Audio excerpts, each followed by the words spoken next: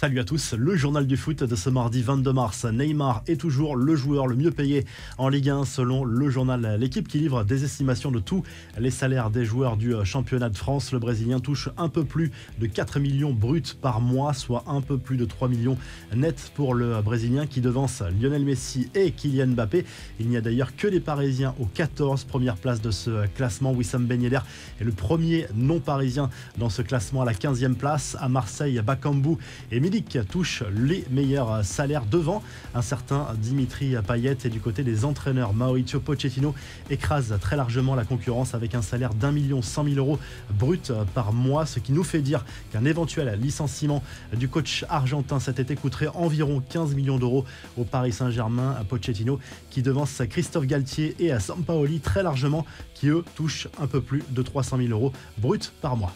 Manchester City au top des clubs qui remplissent le plus leur caisse. Un cabinet spécialisé a publié ce lundi sa traditionnelle étude qui analyse la situation financière des clubs de foot en fonction de leurs revenus. Les Citizens ont généré près de 645 millions d'euros de recettes en 2021, en grande partie grâce aux droits télé. Le Real est juste derrière et le Bayern de Munich complète le podium. 6e de ce classement, le PSG est surtout plombé par les droits télé de la Ligue 1, plus faible que dans les autres grands championnats européens.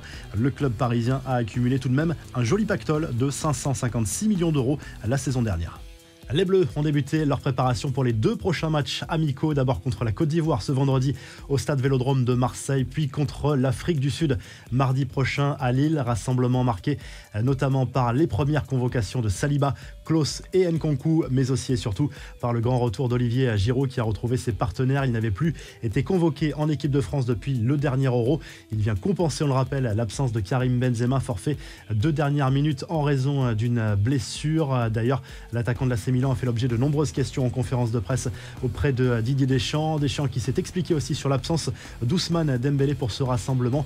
Lui qui multiplie les bonnes performances avec le Barça, notamment dimanche lors du Classico contre le Real Madrid. Il lui donne rendez-vous en juin à condition d'enchaîner ce genre de performance. Antoine Griezmann, lui, a soufflé ses bougies avec ses partenaires lundi soir à Clairefontaine. Il fêtait son 31e anniversaire.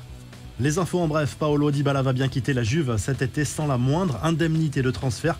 Information confirmée à lundi soir par la direction turinoise. Les négociations sont définitivement rompues en vue d'une éventuelle prolongation, faute d'accord entre les différentes parties. L'Argentin sera libre en juin et devrait être très sollicité.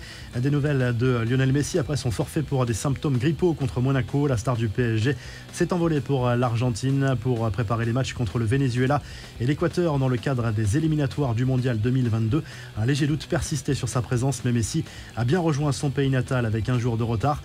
Retour en Europe, selon le Times, le Royaume-Uni et l'Irlande devraient organiser l'Euro 2028. Aucune autre candidature n'a été présentée avant la date limite. La compétition devrait donc se dérouler en Angleterre, en Écosse, en Irlande du Nord et au Pays de Galles. Les filles du PSG jouent ce mardi soir en Ligue des Champions, quart de finale aller sur le terrain du Bayern Munich, coup d'envoi à 18h45. Les Lyonnaises joueront mercredi soir sur le terrain de la Juve. La revue de presse, on file tout de suite en Espagne où le Mundo Deportivo revient à nouveau sur cette fête folle du vestiaire blaugrana après la victoire contre le Real Madrid dimanche soir lors du Classico en Liga, score final 4-0.